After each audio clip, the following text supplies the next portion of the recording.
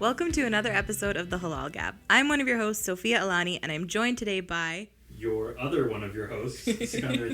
And as always, we've also got here, we're in person, so we're going to do this the long way. Why do we have to do this the long way? Also, I'm literally right here. I know, you just walk across. Why Yeah, did- but you know what? Come on, you needed that initial introduction. I guess. The amount of effort and brotherly love Oh my from God. Sikandar to you is just really heartwarming. Right? Thank you. Anyway, we're joined today by a very cool guest. Take it away. He's a rapper, a filmmaker, a podcaster, a Mosquers finalist, and visual marketing guru with not one but 2 Super Bowl commercials to his directorial and editing credit. You may be one of the hundreds of thousands of people who have seen his videos on Facebook or YouTube, or the countless others who are fans of his music and podcast. He's the co-creator of Edmonton's own Second Floor podcast and raps under the name Qashus. Please welcome to the podcast the one and only Omid Qadri. Woo! Wow, thank you for that intro. There you Holy, go, I did not man. expect that. There you go. Welcome. Thank you for joining us. We're so happy to have you here in person, which is always a welcome treat for us. Let's start at the beginning. For those who might not know you, tell us a little bit about your upbringing, who you are, where you grew up, the origin story of Omid. Let's go. Sure, yeah. Well, born and raised in Edmonton. My parents are from Afghanistan, so they immigrated here like 30 years ago. I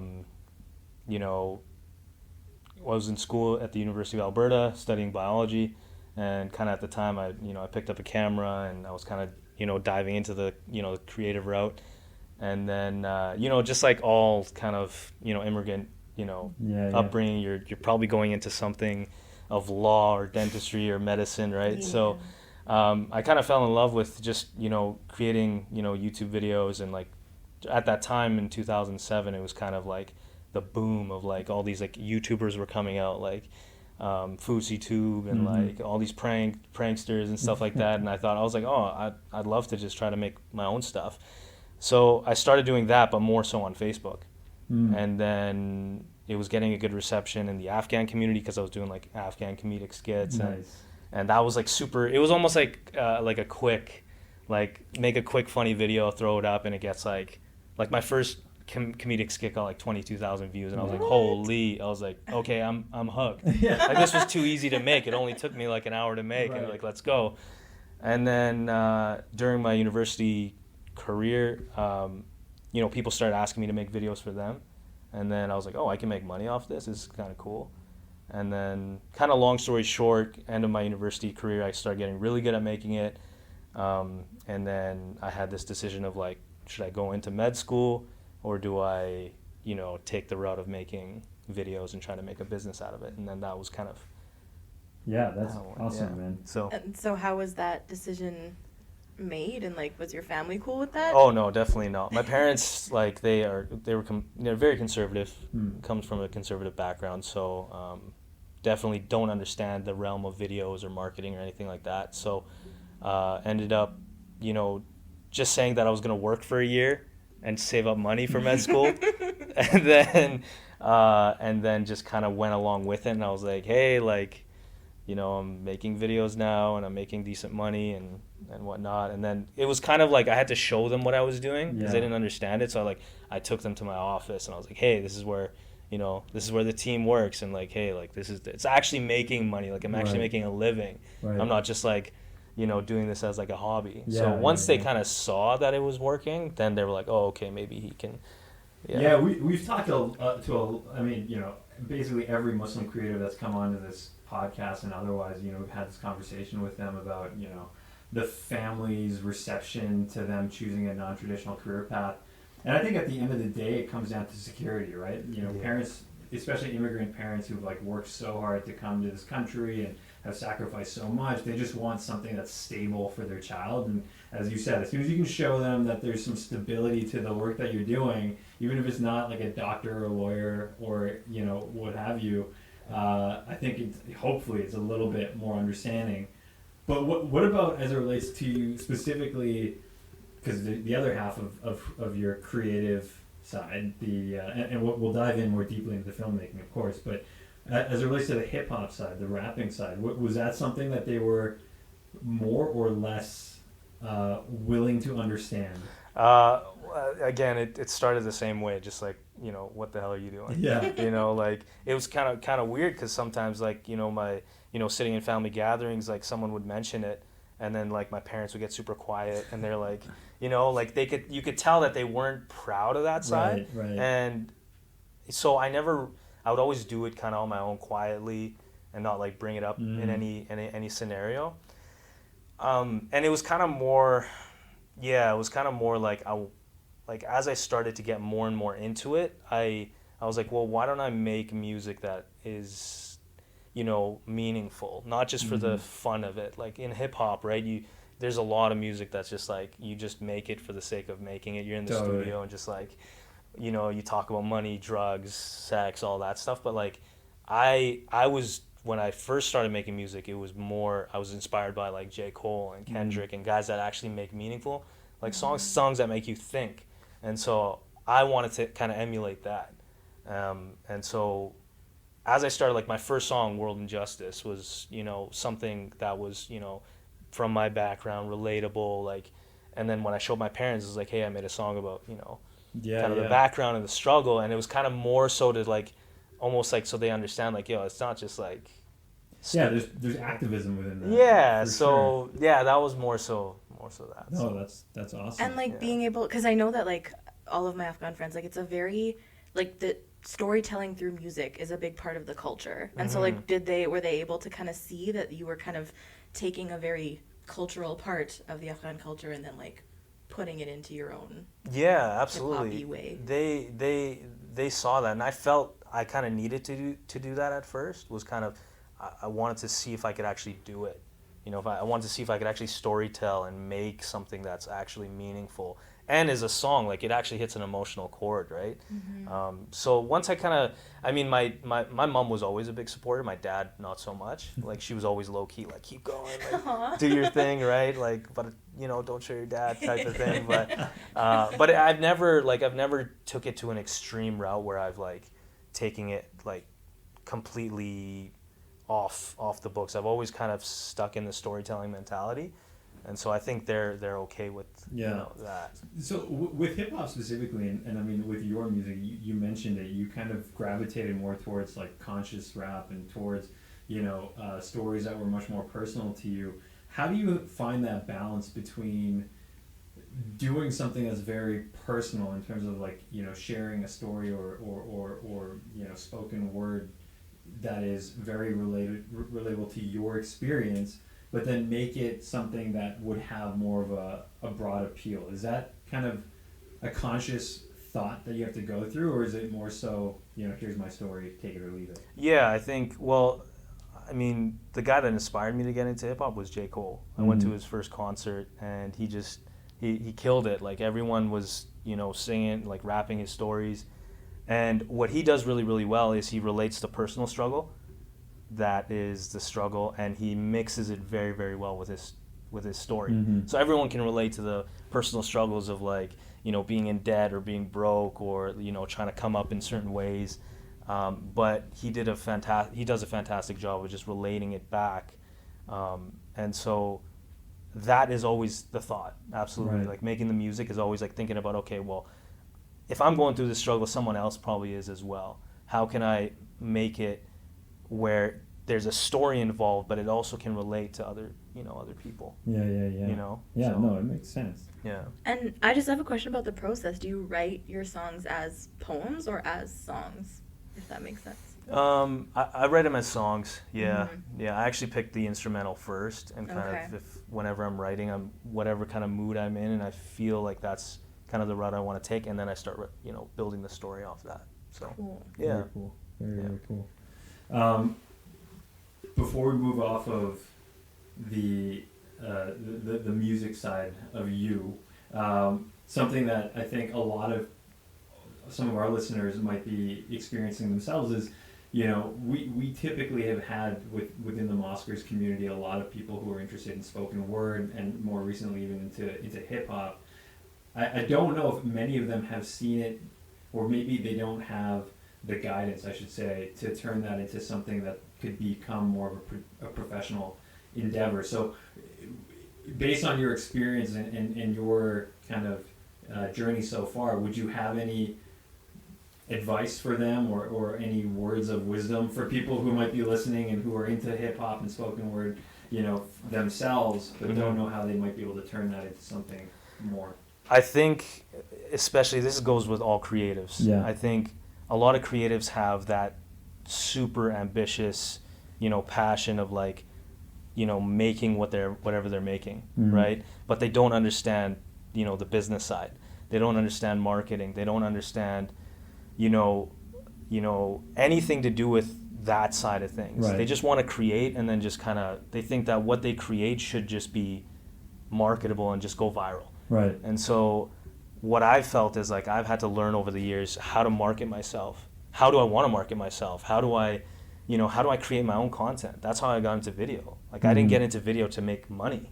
And I got into video because I was like, I need to get a camera. I want to compete with the guys on YouTube. I want to compete with the guys that are making podcasts. How do I do that? Well, I got to get a camera. I got to learn how to edit. That's something that creatives don't do. They just want to create. I just want to make a song. This Right. song should just go viral because Right. how good it is. But it's not like that. Yeah. You can have the best product, but if you don't know how to market yourself, Yeah. if you don't know how to get into the eyes of people or like deliver it in a way where people can actually, take it in, you're not going to make it. Yeah, So- no, we were just talking about this right before we jumped on the mics here about all of the countless hours of hard work that goes into creative endeavors that people don't realize. They just see the finished product, and I think this podcast starts to give people a little bit of a look behind that facade, if you will. That there's thousands and thousands of hard work that goes into a finished product. It's not just a matter of someone creating something cool and then getting lucky. You have to create your own luck in that way. So that's very. I mean, it makes a ton of sense, but it's also one of those things where people overlook it a lot. Yeah, and they just don't want to do it, right? Like Right. I know a lot of creatives that they don't want to, my manager will do it for me. I'll find a manager to do it. I'll find someone else to do the paperwork. I'll find someone else to do all the boring stuff. But you'll know from the people that really want it, they will sit and take the time to learn how to make a video. It might not be the best video, Right. but they'll learn how to do it. Or they might, how do I make sure that all my stuff is copyrighted, make sure that no one steals, Right. right? Totally. Yeah, So it's just a matter of how bad do you really, Yeah. want it. No, for sure. Right. For sure. Sophie, didn't you have a specific question about hip hop that you were going to ask him? I didn't. I also had a question. It's just, why do I always have my questions after we went so deep? And then I'm like, tell me about. So, okay. So I wanted to ask about where your name came from. Qashus. Am I saying it? Yep, Qashus. absolutely, Yep. yeah. How that came about and what it means to you. Yeah. And then I'll ask my second question later. Sure, yeah. Qashus, it was tough to come up with a stage name. At first I had it just as my first name, Omid, but I wanted an alias. I wanted something where I could separate, the hip-hop side of me and then everything else that I'm doing. So, And are they like different personas? Like, do you feel like you act differently depending on... I think kind of, but it's more so like Qashus gives the representation of the rap side. You know what I mean? Or that whole swagger and persona. But the name came from, I was thinking about names in terms of like, how do I relate it to myself, my influences and whatnot. It took me a long time, but it was from Muhammad Ali, one of my favorite Cassius people. Clay. Cassius Clay. And I was like, Cassius, I want to, how do I mix that in, because I'm really influenced by the guys. So I took Cassius, guys in university and high school when I was playing basketball, they would call me Cash Kaderi was what they called me, so my last name, because I was Cash from the 3-point line. So I was like, Cash, I don't want to, how do I kind of mix it and whatnot, and then Cash just kind of came in that mix, and I was like, Cash just sounds kind of cool. Yeah, So dope. yeah. That's a much cooler story than I was anticipating. So that's really cool. Yeah. I put my first and last name in a name generator. Yeah. And Qashus came out. I mean, Yeah. it worked for Childish Gambino, Yeah, exactly. so. Yeah. And then you kind of already answered this, but I was gonna ask, like, what was it about rap and hip hop as a genre that made you want to use that in your music versus any other type of genre? Yeah, I mean, I've always related to hip hop. I mean, mean, I'm sure every Muslim brown guy loves hip hop mostly anyway. But yeah, I mean, ever since I've always appreciated the art and guys putting themselves out there like that. And it just seems like such a true expression. Like a lot of these guys are really expressing who they are through the art, and I felt like I wanted to try that. I wanted to try to be able to express what I want to express, and really, get people to, be like, wow, that was like, I want that feeling of like people being like, wow, that was a really good song, or that was a really good video, like that was really well thought of. And like I was influenced by that subconsciously by the guys that I listen to. Like you listen to these guys every single day, but you don't think like, wow, like in this period of time, this song was the song that like was getting me through whatever that was. And I was like, I want that. I want to give the same feeling to other people. So yeah. Cool. There you go. Those are mine. Back to the deep end. We were talking before, and she was like, I really want to know how he got his name. So I'm like, before I move away from hip hop, I better get that question in. But now that we have gotten that question in, let us move to the other creative endeavors that you're involved with. Sure, yeah. Filmmaking obviously being the big one. Tell us, you mentioned that when you were younger, well, not even, that young, but or maybe the first time that you kind of did it with more context, I guess, would be when you were doing it for YouTube. But have you always kind of been interested in film, or was that really your first kind of, hey, there's a lot of people making some cool stuff online, I want to jump in? Yeah, it started off like that. Yeah. A lot of cool people are doing stuff. Let's let me try. Let me try. Let me try doing it. See if I can do it. I had no idea how to use a camera.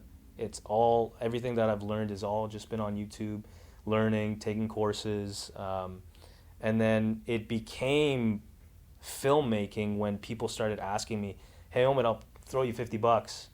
Come shoot. Can you come shoot my son's birthday?" And I'm like, "Oh, okay, sure. Oh, damn. Okay.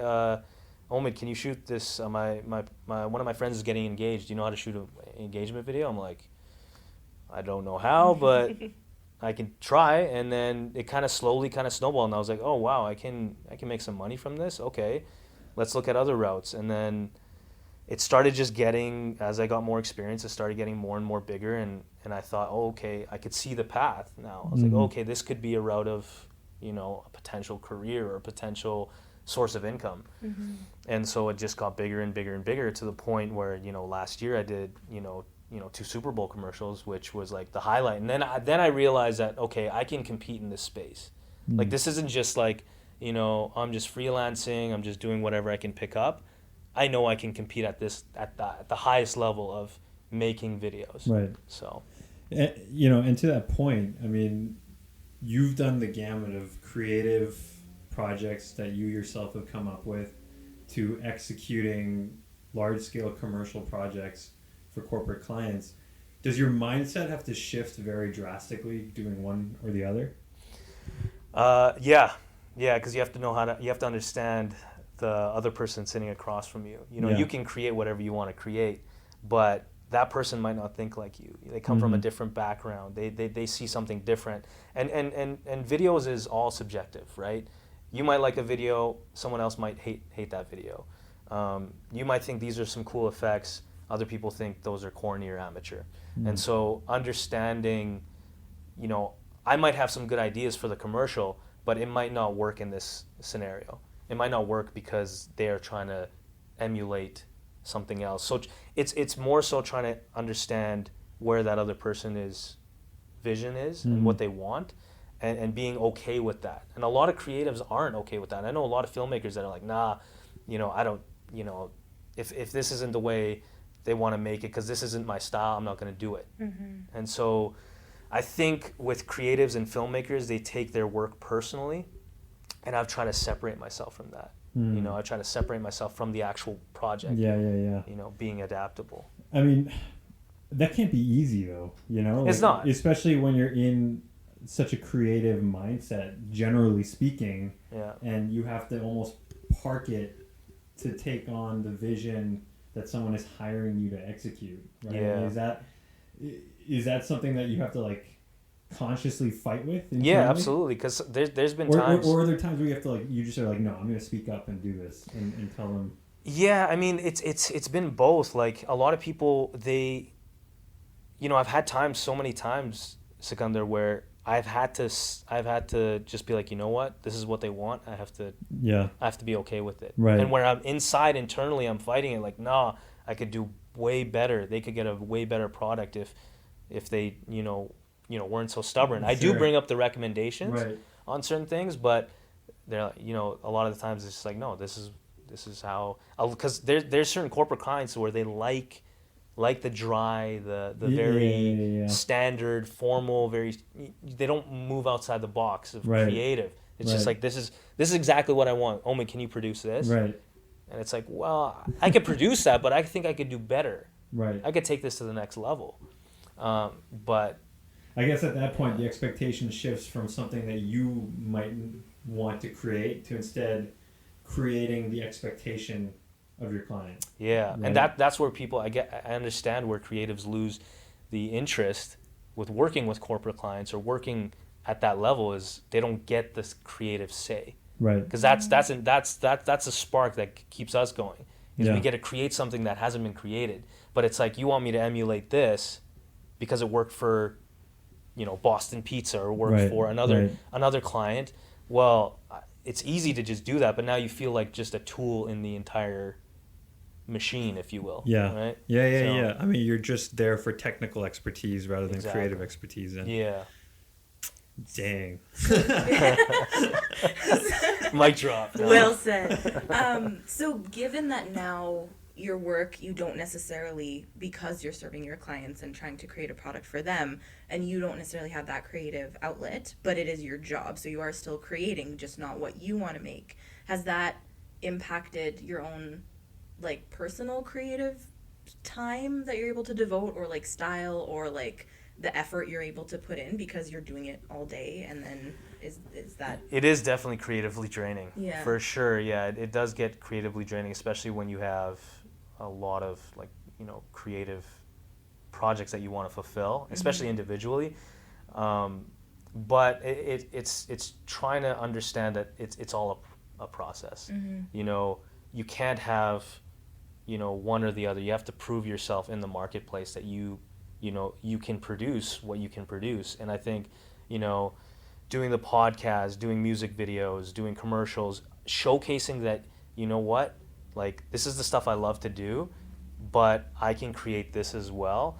It's building that name for yourself, where if a client comes to me and they say, they want, X, Y, Z, that it's like, okay, they're now trusting me to do it. Versus like when you're just a, videographer, you just kind of, you have no brand, you have no label, you're kind of at the mercy of your clients. Versus like, oh wow, like, look, he's done this, okay, he knows what he's doing, let's just give him the reins and let him figure it out. Mm-hmm. You know what I mean? Yeah, So it's totally. trying to get to that level of like, okay, he's proven himself already in the marketplace, let's just allow him to do what he does best. Yeah. I would. I mean, that's like probably the ideal state. I don't know. I Yeah. feel like a lot of corporations would probably still be like, yeah, but I think we know better. And I feel like that's the struggle, like you said, that a lot of creatives Yeah. face. It's people who don't necessarily, people who think creativity is subjective, which it is to a degree, but to another degree it's not. And Yeah. some people have the eye and the expertise, and others don't. And so.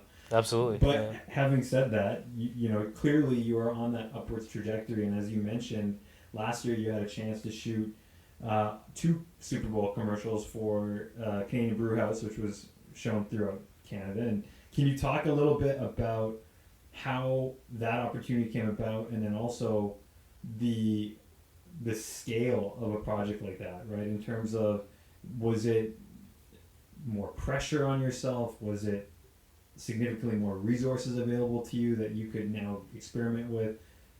Tell us everything about that. Yeah, it was a mixture of both, man. I was working with the Brewhouse months before that opportunity actually came up, and it actually wasn't brought up. It was almost, I almost took it by force. Nice. So this was back last, kind of closer to the Super Bowl. It was a couple weeks before the Super Bowl, and I'm in the group chat with their whole entire marketing team, and every month I kind of, you know, message them and say, hey, like, what do we have for this month? How can, you know, what can we do that's different?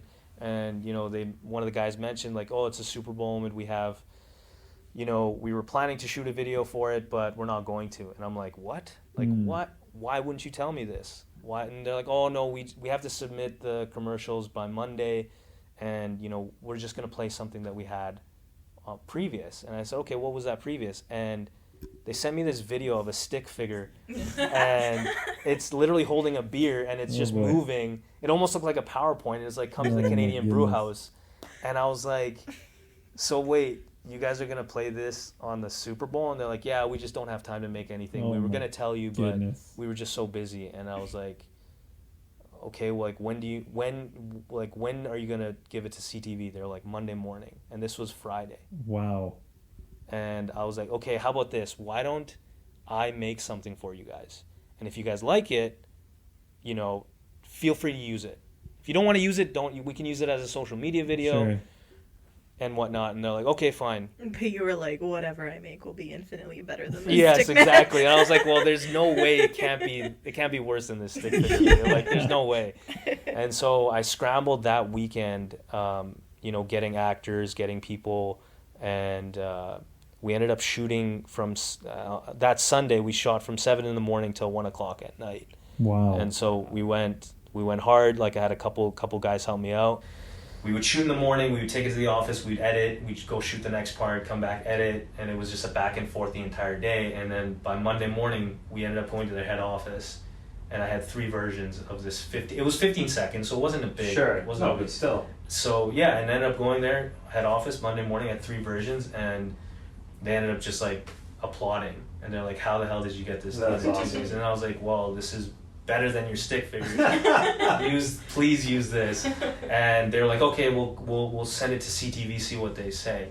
And, you know, CTV, they had a little bit of requirements in terms of the format or whatnot, but then they ended up taking it. That's incredible. And then after that, then we actually shot a commercial. Right. We actually shot a 3-minute commercial about their entire brand, but that wasn't on the Super Bowl. But it was so cool, man. The Super Bowl happened, and I was sitting with the team, and I couldn't even think of the game. I was like, I can't wait to see the video on TV. Oh yeah, of course. And it happened twice, right? Because it was 2 of them, and then I was like, oh man, this is crazy. That's the video I shot. Yeah, It's and so I mean, cool. Like, document the moment somehow, or were you We telling had- everyone you know? No, it was like more like a Snapchat story. I was like, oh, this is crazy. Look at me. Like, this is mine. Yeah. that's awesome. So- though. I mean, because that's like a forever thing, right? It's Yeah. like, you know, you will always be able to say that you shot a Super Bowl commercial. Yeah, Which is, It was you know, crazy. not anybody can say that, so that's huge. In fact, Yeah. most people can't. Yeah. Also true.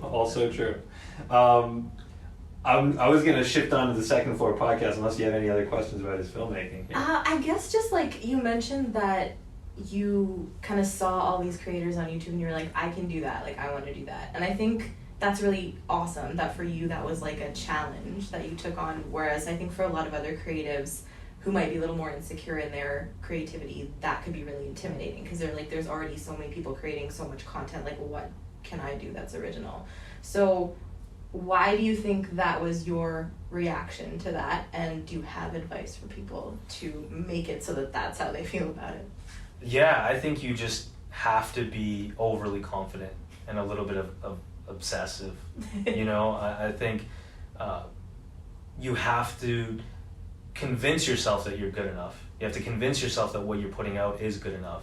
Mm-hmm. Even though it might not be, right? It might not come out the way you want it, and you have to be okay with that. And I think, you know, telling yourself, and a lot of guys will tell, like I said this, you know, on my own podcast, but you got to tell yourself that you're the greatest. Mm-hmm. I always tell myself, like, going up on stage or going up, you know, making a video, I'm like, I'm the greatest. Like, right now, I'm the greatest filmmaker I'm supposed to be here. I'm the greatest, you know, comedic actor in this skit. Like, whatever that is to get you amped up and fired up, it might not be true, but it could be, you know, a future truth. Mm-hmm. You know what I mean? And being able to tell yourself that you know, again, are the greatest is one of the things that's helped me. It might not be true, but it's something that allows you to get through that insecurity, posting it, leaving it, letting the world judge for what it is. Mm-hmm. But that will allow you to look at it and be like, okay, it didn't get the response, or the shot wasn't that, the scenes weren't that good. Okay, what can I do for the next video? What can I do for the next video? And you let it go. A lot of creatives, they don't let it go. They bank. I know guys that are in hip hop that are great rappers in the city, amazing. They freestyle like crazy, but you ask them like, okay, like let's listen to some of your stuff. Why don't you post this? This is amazing. This is great. No, I could do better. This was a couple months back. I made it, and it's like they have creative work in their hard drive sitting there dying. And I think if you allow time to get into your creative projects, you lose, because you just let it sit there and you let the fear like, oh no, it's not gonna, I can do better, because a lot of creatives are perfectionists. They want to do better. Of course of course the next one can be better, but they don't end up getting to the point of release. So it's just a matter of thinking, yeah, this is the greatest thing that's ever gonna drop. Just drop it. So just right? channel Kanye and... Yeah, that's it. Channel Kanye, for real. Yeah, that's how you have to do it, honestly. Or your boy Qashus Clay. That's right. Same That's thing. true. Right? That's Same true. right. thing. Great content. So in addition to everything we've already talked about, your hip hop career, your filmmaking career, you're also one third, I guess, of the very popular Edmonton-based Second Floor podcast. First of all, congratulations on the success that you guys have had. It's continually just exploding. It's Thank you, incredible to see. As we were talking about earlier, I was very fortunate to be on the other side of the equation in terms of being a guest on your podcast. So I'm incredibly honored to have you return the favor for us. What I'm wondering more so than anything is what motivated you guys, you and Kenny, to start a podcast, and what was that initial thinking behind, we need to tell a very specific story, or we need to have a very specific lens that needs to be shared? What was that thing? Well, it didn't start off very, the vision started off very, very small. For me, it started, I wanted to create weekly videos. How do I create weekly content that's original, that's fun, something that I would be able to create while I'm going out and about making content for others? And the idea of the podcast came about in my head because I do love sharing stories. I love having conversations about elevating and picking other people's brains. And so I ended up, me and Kenny weren't actually that close, and we had a coffee meeting. He was we're catching up, and then I brought the idea of like, hey, I think I might start a podcast. I'm not sure. And then his eyes lit up and he was like, man, I've always wanted to start a podcast. And he's like, man, I would love to do it with you. And I was like, okay, well, let's figure it out. Let's try to figure out what's the game plan here. Right. And then long story short, we ended up, saying, okay, this is kind of the direction we're going to bring on business-minded people, people that are elevating, thriving in their careers, and we'll pick their brains. And we ended up, I told him, we're not going to talk about it, we're not going to say anything, we're going to work on it for 10 weeks straight. Every Sunday we'll meet up and we'll do the podcast every Sunday for 10 weeks. And if we work together well, then let's make an Instagram, let's make a logo, let's do what we need to do to market this. And so 10 weeks went by and he was enthused. We actually had 2 other guys involved. Oh, okay. Yeah. And so those guys actually fell off in those 10 weeks. And so they weren't enthused about it. They took a different path. But me and Kenny were like, yeah, this is awesome. Now. Yeah. and so then we're like, okay, let's go. We're on a roll. We have good chemistry. You're doing one thing, I'm doing the other. Okay, let's go. And then that's kind of where it went. And then as we started to bring on guests and it started to kind of evolve, we got it a little bit more successful. Like, okay, now what can we do? How do we step up our game even more? And so it's just been kind of that trajectory of thinking. So, did you guys always from the beginning have that idea of you're gonna do more of the production, the technical side, the film kind of back end side, the post production side, and Kenny's going to be more sort of the vocal focus of the podcast, or was that something just evolved over time? Or? Yeah, absolutely. That was from day one. I knew that I was going to do all the back end. Yeah. But the beautiful thing about Kenny is that he is very, very. He's meant to host. Like he's a very extroverted guy. He connects with a lot of people. He's got a great network of people, and he understands people very, very well. And I haven't worked with somebody who has kind of the same work ethic as I do. And so that was something that really really found me to be like, okay, yeah, I do want to work with him long term, because no matter what happens, we've consistently dropped videos and content for the last 2 years. Every Sunday, we haven't missed a Sunday, and we've done more. That's incredible. And he's busy, I'm busy, everyone's busy, but yeah. It's easy to make excuses and be like, okay, we're not going to shoot this week, we'll just miss this week. Right. It's easy for somebody to say that. And there's been days where we're just jam-packed and we still end up finding a way. He finds a way to do his role, I find a way to do my role, and it's like, okay, I'm happy with that. I'm happy to take on more because I know that he's going to show up. Totally. Right? So, Totally. yeah. It's a very high standard to hold yourself to as a podcast. So Yeah. maybe we won't. As we've missed several weeks. Yeah. Yep. So I know that in reading about your mission and purpose of your podcast, a lot of it is about as you mentioned, elevating people, but it does seem like there's a focus on inspiring people to do what they love and turn it into a career or a monetary source for them. And so I have 2 questions on that. So number 1 is why is that super important to you to inspire people to do that, and why do you think it's important for society and industry to have people who truly love what they do? Yeah, I think, again, as creatives, from just coming from a creative side, a lot of guys, especially in Edmonton, they just kind of do it because they do it. They like it, but they don't see it as that thing. Coming from whatever background that is, they don't see it as a thing that would turn into a source of being full-time or professional, because they don't hold themselves to thinking, you know what, that person that I was inspired by, I'm just like that person. Mm-hmm. You know what I mean? They say, you know what, I can't be a rapper, I'll just make some songs with some homies and post it and see what happens.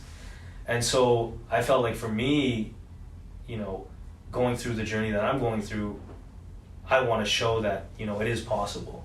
And there's been many examples, people that you've brought on previous, that are living examples of whatever background they've come from, making it in the entertainment industry, making it into whatever industry they're in. So I think that's very important to me. And then in terms of, I guess the whole podcast and why that's important, I think showcasing those stories and really picking people's brain of how they did that, especially locally, is okay, now they can relate to it on a different level. This is someone who's done it. Mm-hmm. This is someone who's, figured it out and made money off it. Right. And they're from Edmonton, so you have no excuse now. Yeah. You don't have that excuse. Yeah. So that's why. Yeah, I think for, the thing that interests me about that entire concept and idea is dreaming versus doing, in terms of everybody has these grand ideas and visions and I really want to do this, but they don't actually get up and do it, right? And I think what you guys really showcase well is doers, right? People who are willing to actually take that next step beyond just talking about it and making something happen, which is inspiring for sure, right? But I think the side that I'm reminded of something that my marketing professor when I was doing business school would always say, and Sofia and I were talking about this earlier. He would say that don't follow your passion, follow your talent, right? Mm. And he would say, basically the concept of this idea that just follow your passion is overly romanticized, and if you actually want to make money, figure out what you're good at, get better at it, be the best at it, and go follow that. Where do you think there's a marriage between the two? Because for me personally, I think there's got to be either you learn to love what you do, or you do what you love. But I think in order for you to be successful, you need to have some element of both. What are your thoughts on that? Do you think it's enough to just follow your passion? No, I don't think so. I think there is a mix of both. Like you have to enjoy, you know, what you're doing in a certain sense. But if you don't see the steps, you know, if you don't see, you know, a blueprint of like, okay, if I take X, Y, Z in your head, you know, you got to make it like, say, okay, I want to be a rapper. I want to full-time rap. What does that require? Right. I got to drop music consistently. I got to market myself consistently. I got to make music videos consistently. I got to reach out to blogs. I got to reach out to this. I got to reach out to labels, et cetera, et cetera, et cetera. And, you know, it's not going to take, in 12 months, I'm not going to make that happen. Right. You know, it might take a decade. Sure. But are you okay with that? You know, Sure. A lot of people aren't okay with that. And especially in our generation, it's like, I want it now. I need it now. You know, we have this almost sense of entitlement, like we should have what we have because of, you know, we've always gotten that. Right. And so it's very difficult for a creative to be like, okay, you know, I'm going to learn the business side. I'm going to learn the market. I don't want to do it, but I have to, you know, and putting yourself in a position of, okay, I don't like it. I just want to make music. No, like there's an entire side that you don't see. Yeah. You know, don't leave it on somebody else. And I feel like with this, the whole mixture of, it has to be a mix of both. You have to have some sense of like being good at it. You have to be good at it in some sort of sense. It can't just be, you know, a passion. It can be if you want it as a hobby, but if you're looking at it as a full-time thing, you have to get good at it. You have to master your craft. You have to understand how to do certain things. And those things you might not be passionate about. You know what I mean? Of course, yeah. Right? So it has to be a mix of both. Yeah. No, it goes back to what we were talking about, you know, earlier when you were saying it's that grind, right? It's all the hard work that goes in behind the scenes that people don't really get a chance to see, that is as important, if not more important, than just the creative, not just, but like the creative side of the equation. Right? Yeah. I always showcase like, there's a video, one of my favorite videos by, I'm sure you guys know, Gary Vaynerchuk. Yeah. You know, he posts a lot of content, but there's one video that really gets me. It's called, I think it's called like Overnight Success or something, on his YouTube channel. And shout out to the editor on this one, but he's talking about how, you know, the whole thing of like longevity and like trying to make it in whatever you're trying to do. He says that it should be like a lifetime goal of yours. Like it shouldn't be, you should always be striving for what you want. You know what I mean? But as he speaks, and it's an 8-minute video, as he speaks, it shows his, he has a show called Wine Library TV, where he started, it was all about talking about wine and, you know, different types of wine and what food mixes with this type of wine and whatever. But on the side, it just shows every episode. So it shows a snippet of every episode, every second of this video. And by the end of the video, it shows almost 1,500 episodes. Wow. So it clicks through, and he says, well, this is what it, and he said by the time he got to those, you know, 1,500 episodes, now he's known. But it's like, we've done this for 2 years. I've done the podcast for 2 years every Sunday, and we're almost hitting 60 or 70 episodes. That's 2 years. You know, this man has dropped 1,500 before he was even, before his name wasn't even mentioned in any blog or any other podcast or any show. So it's like he was doing this while building a business, while working 14 hours a day on his business, while doing other things. So it's like, that's the level of, like, that's the mindset it has to be. Yeah. And that's what me and Kenny, I'm like, I'm not looking at this podcast as seeing it as, you know, being big and grand or whatever it is.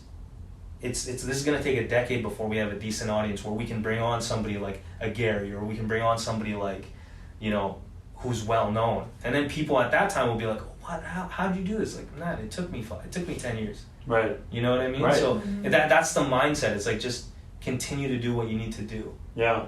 So. And how do you continue to find inspiration to do that? Because, like, obviously, like, you're a very hardworking, good work ethic situation. Yeah. But, like, in terms of not getting discouraged or being like when you're at a crossroads and you're like, okay, like, I can devote more time to this project, or I can do something that might have a little more of that instant gratification that is really tempting. Yeah, I think the vision has to be, whatever that vision is, it has to be very strong. You know what I mean? So you have to see it very, very clearly. The roadmap might not be there. You know, the roadmap might not be there in terms of how to get there, but if it's strong enough, you'll go through the bad times. You'll go through the times where it's just like, I don't want to drop another podcast. I'm tired. You know, I just worked 14 hours a day. Now I have to go back home and edit this video or post this or market this. And it's like, well, what do you see for yourself? You know, what's the bar that you've set for yourself? I feel like you will, if for me, if I don't push myself to an extreme, I will be disappointed because I'll know that I didn't give it everything. Right. You know what I mean? If I miss a Sunday or if I miss a Monday, if I miss a week of dropping something, I know I'll be disappointed because it's like, well, the guys that are doing it, the guys that are killing it, they're not missing a Sunday. Yeah. They're not missing. Totally. I mean, you know, it's like that with everything that is a professional, like, level endeavor, right? Even pro athletes. I mean, you think about how much natural ability and talent goes into a pro athlete, but anytime you hear about anybody from Muhammad Ali to, you know, I don't know, talk about Conor McDavid in today's era, right? I mean, the work ethic is what sets these guys apart from just the pure skill and the talent. So no, it makes total sense. And you have to put yourself in that uncomfortable position. You know, you have to throw it out there. Whatever you're making, put it out there. Yeah. Learn how to market. Okay, make the thumbnail. Okay, how do I distribute this podcast? Okay, how do I get it into the hands of the Mosquers, for example? Okay, who do I reach out to? What do I do in this scenario? And it's again, it's that constant push to make something that's even half decent. You know what I mean? Yeah. So that's all it is. No, makes sense. And are you, now I know initially when you guys first started, it was very Edmonton centric in terms of its guests. Is that still the vision, or do you think that limits you in any way to grow your base and your audience? I think it's been a starting position, you know, with the whole COVID thing. We've changed our strategy now, so we're actually making content that is, you know, more, I guess, content that we can produce ourselves versus needing a guest. Okay.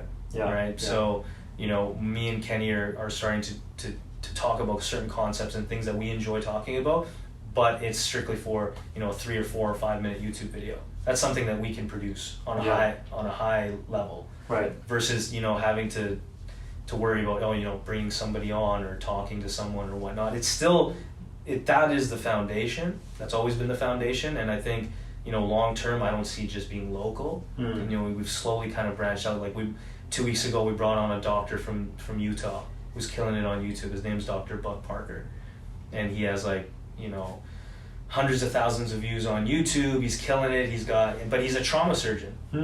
Like, he's making YouTube videos on his way to work to go work on, you know, to have another 14-hour shift. But he's making videos in between, and he's killing it. And it's just about, you know, what do surgeons eat, for example, is like one of the videos. Okay. And like, he's in his car and he's super funny, right? He's like, all I eat is coffee and cookies. That's all I do because I just have no time. And but he's built a great audience for himself in the medical field, but on YouTube. And it's like, this guy is a guy that is insanely busy, and yet he's found a way to, you know, understand how to shoot videos. You know, so. Yeah, so essentially the theme is like zero excuses. Like, if they can do it, you can do it. 100%. Yeah. That makes, Cool. That's what makes that podcast specifically, I think, so inspiring. You know, that countless examples, both locally and nationally and internationally now, I guess, of people who are just not willing to accept excuses at the end of the day. That's awesome. So what about, okay, so we talked about what's next for Second Floor Podcast and kind of this consistent evolution through COVID and then kind of beyond. What about for you? What is the dream as it relates to both the filmmaking and on the hip hop side? Where do you want to take both of those? And do you want to see them collide in any way? Yeah, 8 Mile style. Absolutely, man. That'd be. I mean, that's the dream, right? The dream is to, you know, be able to create some sort of film. I think a film would be inspiring. Yeah. It'd be awesome to just be like, wow, like, I did this on the highest level. You know, having a film on Netflix, right? Or you know, having a crew and being able to build with somebody else, something that I'm a part of that's on the highest level of film. Mm. And then even with the hip hop stuff, I'm always looking to grow. I'm trying to figure out, okay, one of my dreams has been to go on tour. Mm. How big or small that tour is doesn't really matter to me. But, being able to go on tour and having people, coming to watch me perform, I think is one of my dreams. So I think that's the not next, but it's one of those things that I keep in mind is actually recently I know a guy, his name's Raul Bott, and he produced a show. He's producing a show for Netflix here. He's from Edmonton. Wow. He's a very well-known filmmaker in the filmmaking industry. Right. But he was able to secure a spot on Netflix, Amazing. and he's doing it all here during COVID, like right now. Jeez. And so that is, seeing guys like that, it's like it is possible. Yeah. It's just, when is it gonna manifest? Do you ever feel like you have to make a choice between one of the two kind of creative paths in order to really see success in one of them? I have to focus on this one, or just hip hop or just filmmaking in order to be the best that I can be. I don't think so. And there's so many examples, especially in the U.S. We were talking about this before starting, but Childish Gambino, right? Yeah, of course. He's a perfect example of a guy who's comedian, writer, hip hop actor. Joe Rogan. Yeah. Joe Rogan is, again, he just signed a $100 million deal. On, Totally.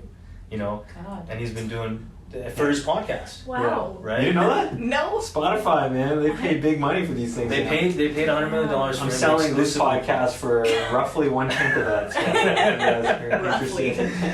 Give or take a few millions.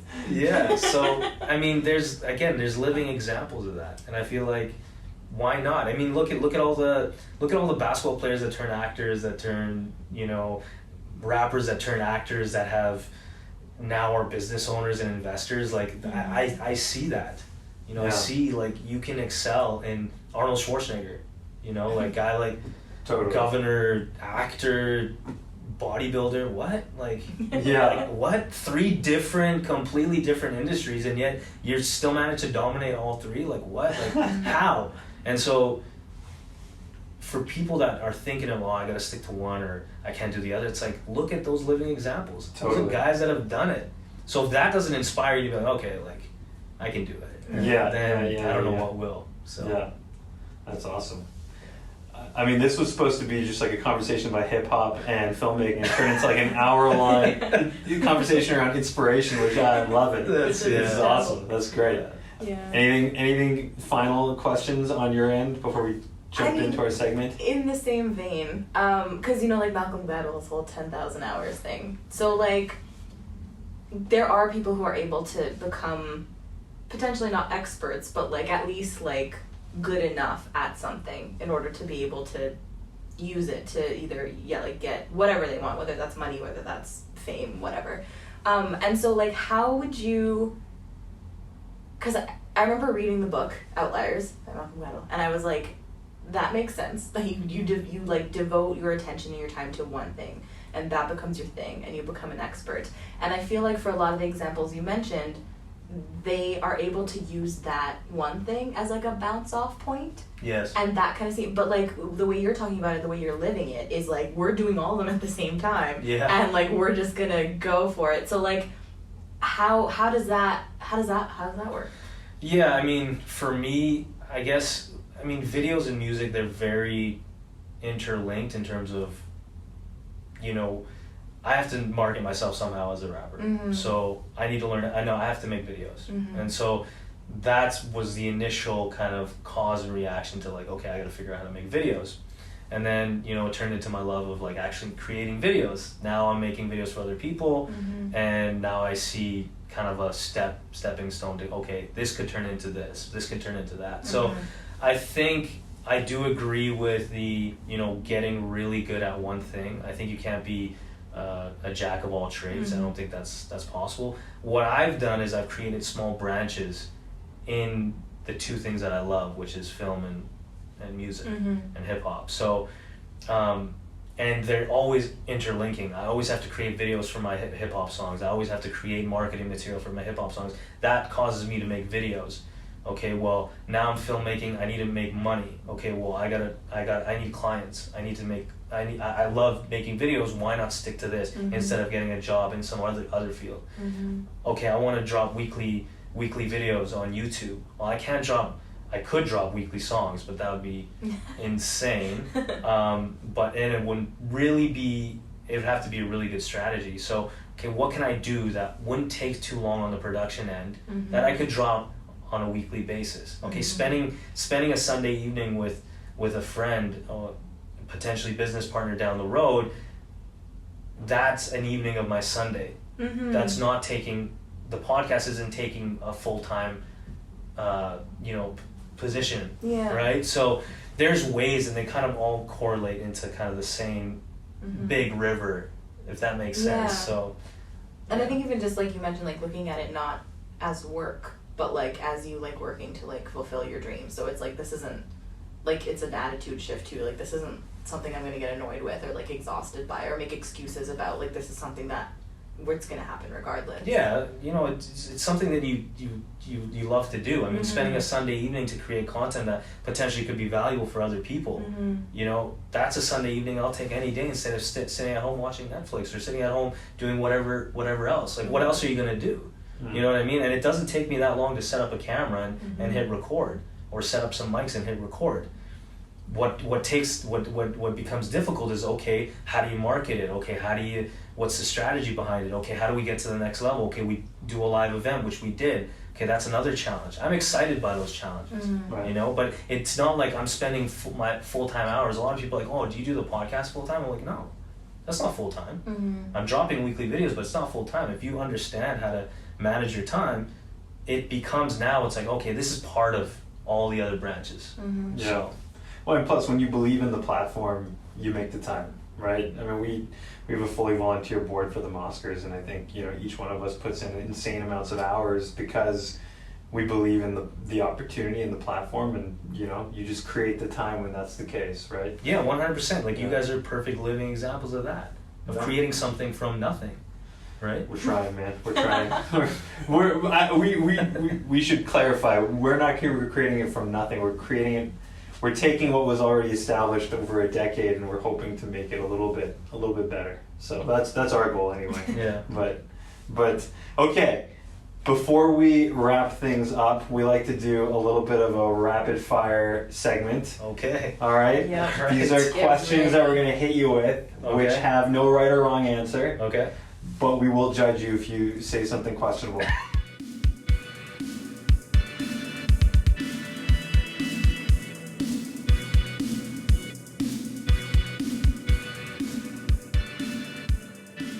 All right. So first thing that comes to your mind, okay? No thinking, just like Oh man. just go for it. Got it? All right. No pressure. All okay. right. Your dream collaboration. It could be movie or it could be hip hop. J. Cole. All right. Yeah. Your fave non-hip hop artist, because we knew your hip hop one would be J. Cole. So. Damn. Favorite non-hip hop artist? Or group. Oh man, that's tough because I'm all. Oh man, this is tough. He doesn't know a single artist that's on hip hop. Yeah. Say Taylor Swift and move on, man. No, say like BTS or something. Say neither of those things. No. If that's too hard, we can move on. That is tough. That's incredible. I love that. Because I'm so immersed in hip hop. None is the best None. answer you could get. Amazing. None, Okay. correct. What was the first album you ever were gifted or purchased? The first album you just remember that you owned. It was yours. Marshall Mathers LP. Okay. Yeah. Mine was Hanson. Oh. That's embarrassing to admit. Mine It's was coming out. Backstreet Boys, Black and Blue. Oh, nice. That's pretty good too. Although my first tape was Big Willie Styles. So. Oh, nice. So that's That was a somewhat game redeeming. changer. That's somewhat redeeming. Your most rewatched film or show? Rewatched film or show. I don't watch much, but That's why I have so much time. rewatched Coach Carter. Ooh, okay, good one. That's a good one. Although, I mean, it's a spoiler alert, but I'm a sucker for a happy ending, and so It broke my heart. That's definitely a spoiler alert. Well, I spoiler alerted it, so it's fine. Maybe it's no, not maybe. That's a definite. That's it. Yeah. Okay. What is, outside of obviously Second Floor Podcast and the Hall Gap, what is one podcast that you would recommend? Impact Theory. All right. What is that? It's basically the same concept. They bring on guests and they break down their lives, see how they got to where they are, and then now they've branched off into like relationships, life, health. Very cool. And they have like all these different playlists on, like if you're, they bring on doctors for the health series, they bring on, couples for the relationship series. Interesting. And they break down how to improve in your relationship, how to improve in your health. It's all about impact, like how can you create impact in your own life. Okay. So adding it to the list. Yep. And last but not least, my favorite question: what is your favorite way to eat potatoes? That's a weird way of framing that question. Well, we've been getting a lot of weird answers to this. Last week, Ismail Lutfi, I was like, favorite type of potato? He's like, russet. And that had happened once before, where someone was like, what did they say? Like mini potatoes or like the small ones? And I was so like, you're saying favorite type of potato? Yeah. Like fries or I thought you said mashed favorite way of how you. Yeah, like with a fork. No. Or But like your favorite way to, mashed or fries or. Yeah, I would say fries for sure. Let's go. Like regular, waffle, spicy, curly. Oh, I'd just say regular. Yeah. Alright. Regular fries. Yeah. All right, Nice. Right on, Go man. to. Right on. Awesome. Love it. And where can we find you on your? Yeah, you guys can find me on the Second Floor Podcast. 2ND Floor Podcast is how it's written, on all platforms. And then if you guys want to check out my hip hop stuff and filmmaking, it's at Qashus, Qashus. Amazing. Just dropped a new single a couple weeks ago. Yes, sir. Really, really awesome. Thank And you. also on YouTube as well. Is that the best way? Or Spotify? Or Yeah, YouTube. Everywhere or where? YouTube, Instagram, at Qashus. Okay. And then if you guys want to check out the podcast, at Second Floor. So Perfect. Dope.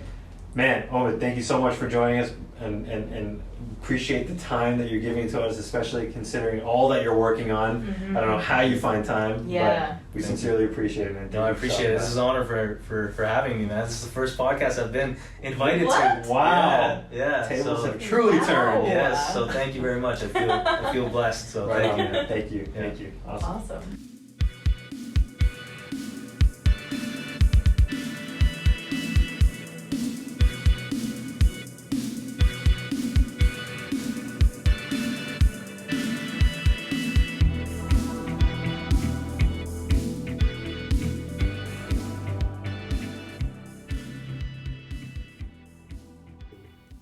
Thank you so much for joining us for today's episode. You can find us online by searching Mosquers Film Festival on Twitter, Instagram, and Facebook.